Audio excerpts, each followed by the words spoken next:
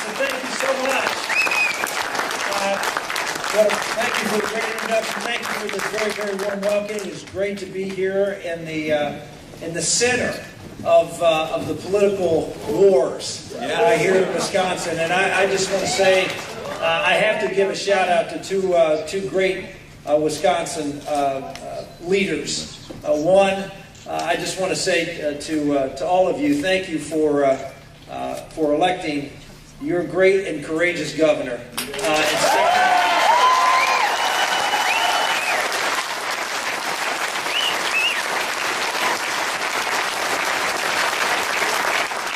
Standing behind him, and after the assaults, I come from southwestern Pennsylvania. I grew up in a steel town. I represented one of the most heavy labor districts in the entire country. It was a 71% Democratic district, and I know what it's like, to fight the bullies. And there's no tougher bullies than the public employee unions. And I just want to say to your governor, I am for you, I am behind you, and I will do everything I can to help make sure that this goes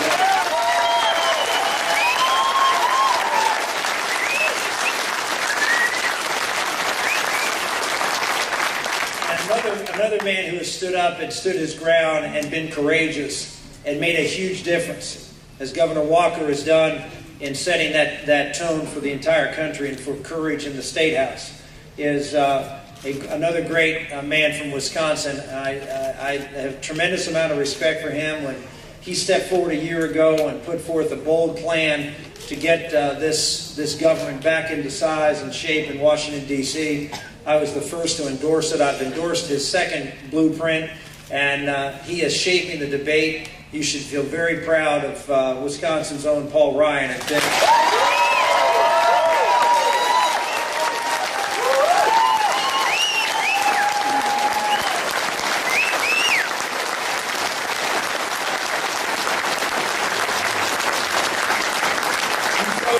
folks up here are leading in Wisconsin. It's pretty impressive. You're leading, not just in the state houses, but you're leading the country. And it is exciting to be here with you here today. And I'm trying to do a little leading myself in this race, trying to go out and talk about the big issues of the day. To me, this race is the most important race, certainly in your lifetime for president, maybe the most important race since the election of 1860. This is a race that fundamental things are at stake.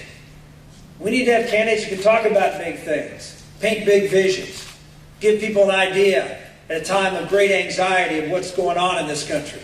That there's someone who has a game plan, someone who has a vision that people can buy into and relate to, can have hope for a better and stronger future. One of the things that's most disconcerting about this race is the negativity and the picking and the picayune kind of negative ads you see on television and mailings and robocalls. It's not about lifting up our eyes and inspiring people and energizing people. It's about tearing down. Ladies and gentlemen, the reason I think I'm standing here today is because when I was in your neighboring state of Iowa, I would go around and with one other guy, and usually my son John, and be in a Dodge Ram pickup truck and go with a guy named Chuck from Iowa. We called it the Chuck Truck. And that was our caravan. That was my bus. That was my private plane. We would drive around and did all 99 counties, 385 town hall meetings. And it became clear to me that what the people of the heartland wanted was they wanted a vision. They wanted someone who was going to talk about the big issues and put it in the context of who we are as Americans. And that's what I've done. I've gone out and given a positive vision. I've talked about how we're going to solve the problems of the day, and I've talked about how I believe we're the best position to take on a candidate who's going to be well-funded, unfortunately probably better funded than whoever the Republican nominee is. Is going to have a better organization. Why? They've been building it for 6 years. I mean, two before the last election and 4 more years. And they'll have the national media behind them. So it'll be a tough race. It's not a race where our candidate will be able to win by outspending Barack Obama 8, 10, or in the case of Illinois, 21-1 in order to win an election. They're going to have to win it on vision. commitment, trust, and ideas that are going to mobilize people because they think there's a better tomorrow as a result of our vision for this country as opposed to the present. Ladies and gentlemen, I can tell you that on the biggest issues of the day, the ones that really affect people, I think we have that positive vision. As a party, we just need someone who's going to go out and be able to make that case to the American public, be able to have a record that backs up what they say they're going to do so the American public will trust us and have confidence that we will do what we say and that we mean what we say. See, I think that's the important ingredient here. Who's the best person to go out and make the case on the biggest issues of the day? And I always say the biggest issue of the day, yes, the economy is a big deal, unemployment rates, national security, and budget deficits, all are big deals. But it's like saying, if your child has a fever, are you concerned about the fever? Yes, but you're more concerned about what's causing the fever. And see, I believe what's causing the fever in America today, what's causing the maladies, is government robbing us of our fundamental freedoms and trying to take control of our lives.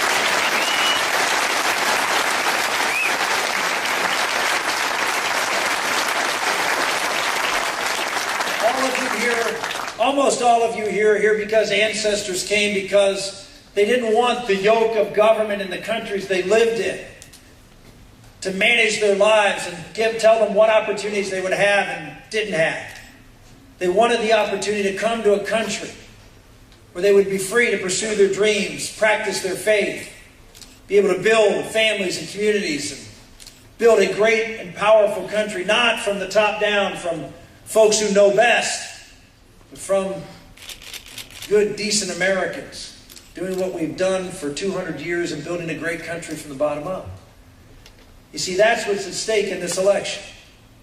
Those very foundational things. And there's no more important legislative act that crushes that American spirit, that changes that American dream, than, of course, Obamacare. It is the one bill that brought me into this race, because I know it is a game changer for America. It is so bad on so many fronts. It will hurt our growth, our economic growth. It will stifle employment growth. It will explode the size and scale of the federal government, now estimated to cost almost $2 trillion over the next 10 years. It will raise taxes. And it will make every single American. I know you've seen statistics say about 40-45% of Americans now depend on some way or another on a federal benefit. After Obamacare, 100% of Americans will be dependent upon the federal government for your health and your life. And when that happens, freedom is extinguished in America. Yep. Because there is no amount of tribute you won't pay to the government to get what you believe you or your children or your parents need. That's why I'm in this race. And that's why this has to be the central part of this race. Because it affects everything that is on the minds of people in America today. Well, who is the best person to take that message out there and paint a vision of having a track record of believing, not in government control of healthcare, but of believing in you, believing in free people and free markets like we've solved every major problem in this country. Who's had a record that does that? How many people are familiar with health savings accounts? Well, 20 years ago, Bill Clinton was running for president. And he was running on the issue of you have a right to a lawyer, you have a right to a doctor, we need to do a health care reform, fundamental health care reform. And I was sitting in the budget committee with another young guy who was going to be chairman of the budget committee one day, a guy named John Kasich, who's the governor of Ohio. And the two of us had some conversations about, maybe we should have an alternative. Something that believes in markets and free people. And so we came up with this idea and introduced it 20 years ago. As far as I know, the first members of Congress to ever do so. And I fought for it and campaigned on it, and election after election defeated the author of Clinton Care in 1994 as a Democratic incumbent senator in Pennsylvania. So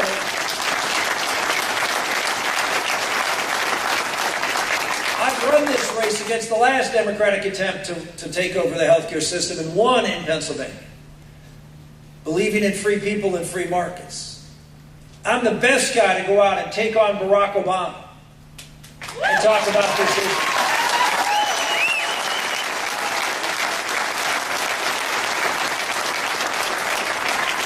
Unfortunately, there is one candidate in this race who is uniquely unqualified to take on this issue.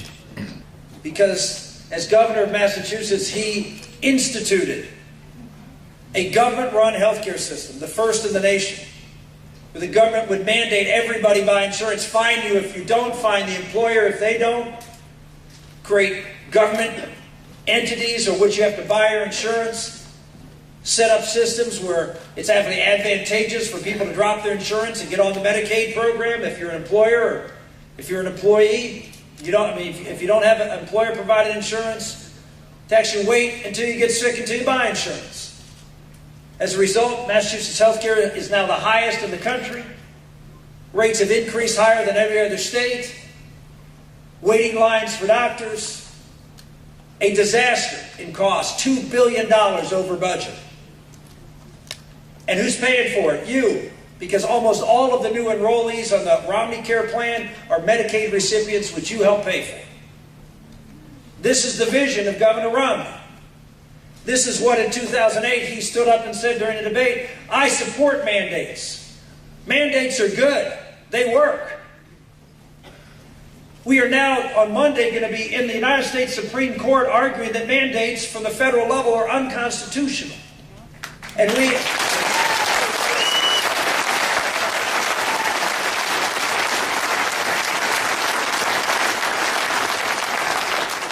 but the candidate who is the the favored candidate in this race is someone who supported government mandates and actually advocated for them during the healthcare debate on the federal level in 2009. He said we should do on the federal level what they did in Massachusetts. They should fine people for not buying insurance. That's a mandate. They should adopt what they did in Massachusetts. And so I just say to the people of Wisconsin, you're going to have a huge role to play in this election coming up next week after next. We've got an election going on in Louisiana, and I suspect we're going to do very, very well in Louisiana today.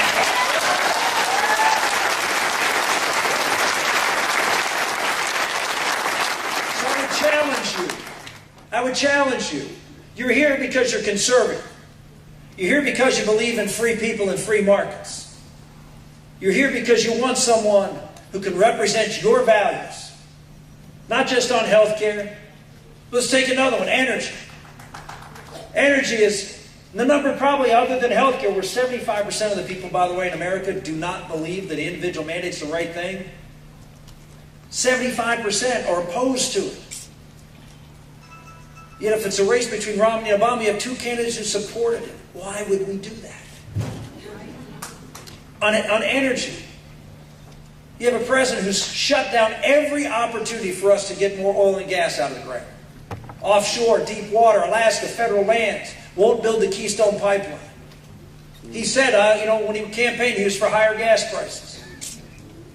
He has a policy that is destroying our economy by raising energy prices, destroying our economy by not putting people to work in the energy fields, not getting revenues. We went from $10 billion offshore and getting revenues 3 years ago to zero. If we just allow federal leases to be put out based on consumer and market demand, we will be able to raise in lease fees alone over $2 trillion over the next 30 years. We want to reduce the budget deficit, lower energy prices, get this economy going, create jobs in the energy field. This is a no-brainer. And you say, well, why isn't Governor Romney the best person to make that argument? Because when he was governor, he said that he was for higher gas prices. He thinks that there are an eventuality that it will drive down consumption. He was for the concept of man-made global warming, and as governor put in the first CO2 cap on energy plants, utility plants. He was for cap and trade. He adopted the same plans to say that fossil fuels were bad and we needed to reduce our dependence on them and use them. Why would we put someone up when this is the hot button issue of the day of energy costs? Why would we put someone up when this is the issue of energy?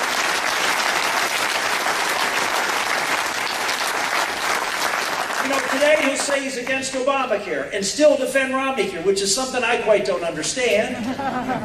Today he'll say he's for more drilling. And the reason is, well, who's he talking to? He's talking to conservatives. He wants your vote.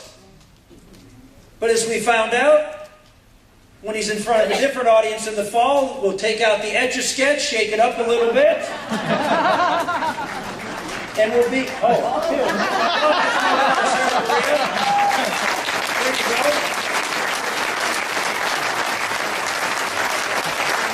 That's my 14-year-old.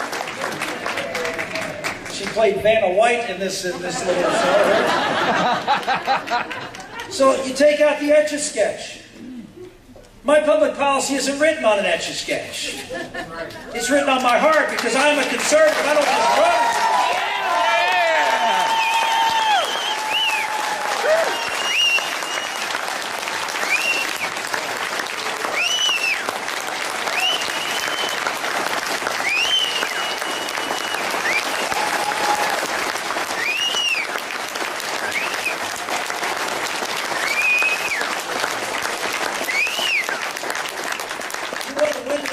Wisconsin, conservatives, you have a tremendous opportunity in about 10 days to do something dramatic. You see, all of the establishment who's comfortable with just a little bit of change, they're all comfortable with just a little difference. But as I travel around this country, America is not looking for someone who can just manage what's going on in Washington, D.C. We want someone who's going to get out there and articulate a fundamentally different vision of our country.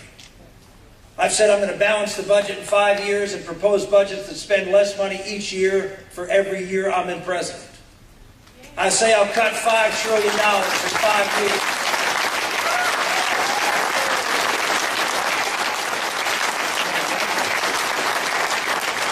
Governor Romney has said he hopes to be on a glide path by the end of his 8th year to a balanced budget. He says he's going to do tax reform, and it's a 65-point plan. That is not tax reform. That is more of the same. We've taken I congratulate Paul Ryan. We have two tax rates of 10 and 28%. Paul Ryan, 10 and 25%. We have a simple tax code. We get rid of the old tax code, 5 deductions, children, charities, pensions, health care, and housing. Everything else, simple. We take the corporate tax, which is the highest in the world. The corporate tax is 35%. We cut it in half. We get rid of all deductions, all exclusions, make it simple. Small businesses pay the same as big businesses. And then for manufacturers and processors.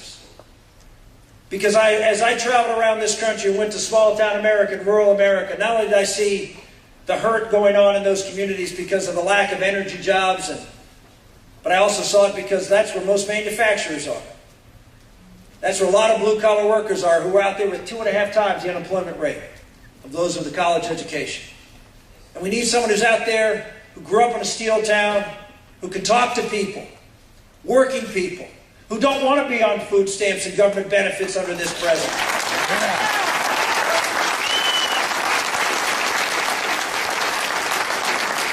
They want someone who identifies with them, who doesn't say at fundraisers in San Francisco about these people clinging to their guns and their Bibles. You're darn right we cling to our guns and our Bibles.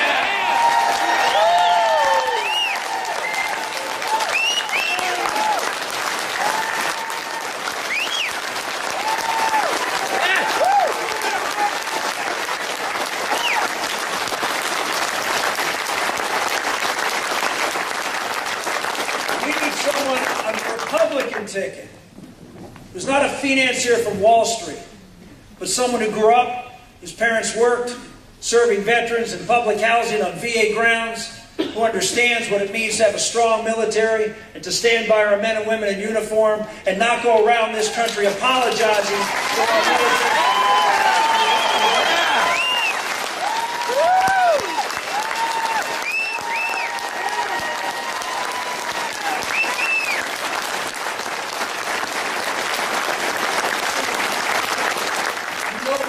Elections.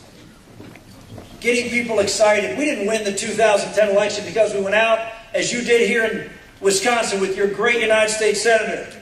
I understand he may have even been here today already, Senator Johnson.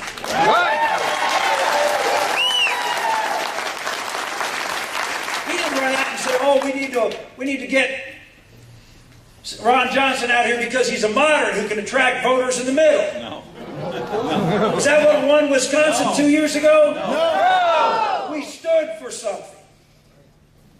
You knew when Senator Johnson was going to take that oath of office, you knew what he was going to do. And they trusted him. They didn't necessarily agree with everything, but they trusted he was going to do what he thought was best for America, not play games with the insiders in Washington, D.C. And that's what we need as president.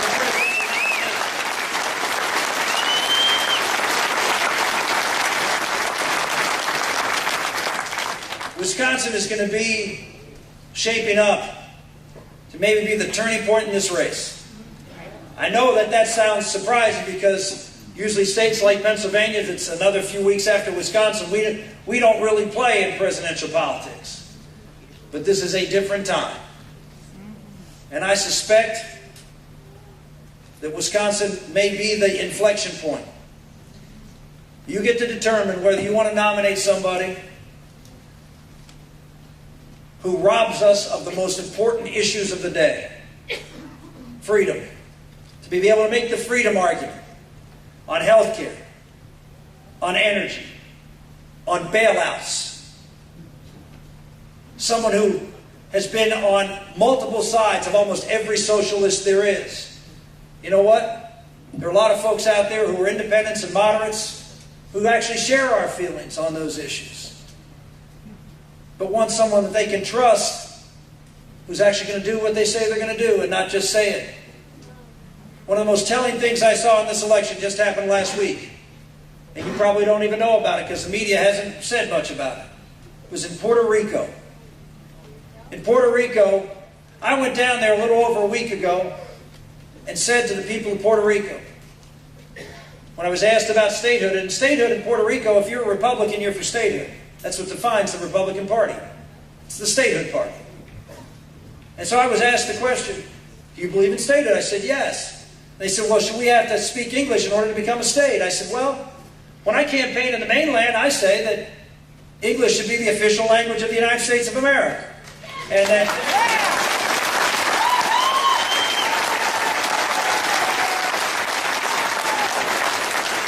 And as the son of an Italian immigrant who told me when he came to this country he had to speak English, it was the greatest gift he was ever given.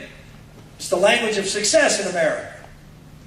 I said to him, I said to the reporter, I said, yes, in order to be a condition to come into the Union, that Puerto Ricans would have to be taught English in schools and be fluent in the language, where today only 15% of Puerto Ricans are fluent in English. And so I said, as a condition of statehood, yes, I would require it. Now, I was just hammered, because that's not what they wanted to hear. But I wasn't going to go to Puerto Rico and say one thing, and then come back here to a group of folks and say something else.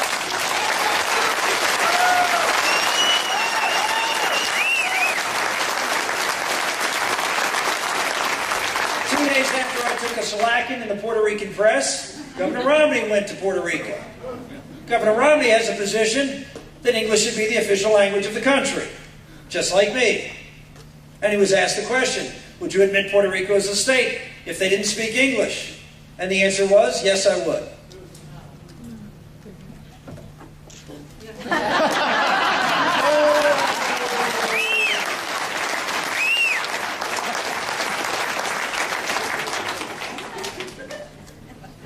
When people vote for president, they want to vote for someone they trust. That's right. Someone who's authentic. Someone who won't say anything to get elected, but will stand up and do what's right for the people of this country.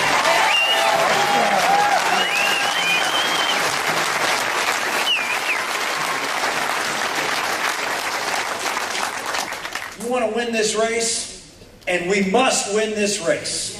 Yes. You want to win this race, and stand up for somebody who can take it to Barack Obama and his failed policies. He can stand up and draw a clear contrast, can relate to the voters in Wisconsin, in Indiana, in Ohio, Pennsylvania, Virginia, North Carolina, Missouri, the swing states. There was a poll taken the other day. They eliminate all the states that are going to go either Republican or Democrat. And they looked at the swing states. And in the swing states, on average, I beat Barack Obama by 4 points. On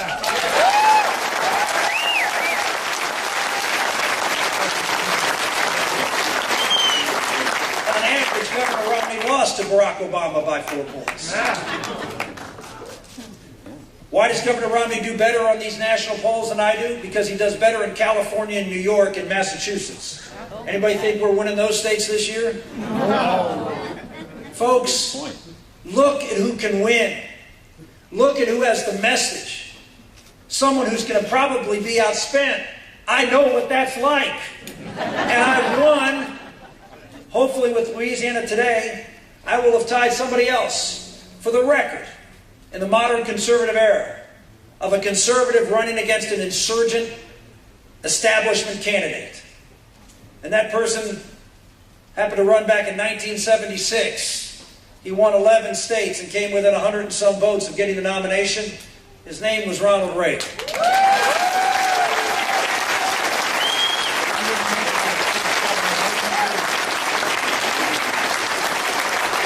I ask in closing to the people of Wisconsin, don't make the mistake that Republicans made in 1976.